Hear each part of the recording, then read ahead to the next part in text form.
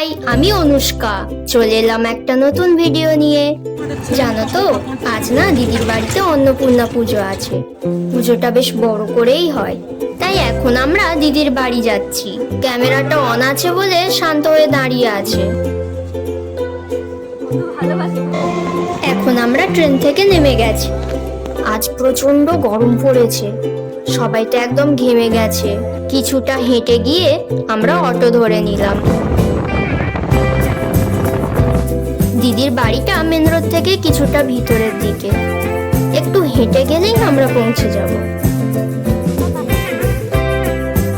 আমরা তো চলে এলাম। এদিকে এসে দেখি দিদি গন্ডি দিচ্ছে, ওদিকে পুজো শুরু হয়ে গেছে।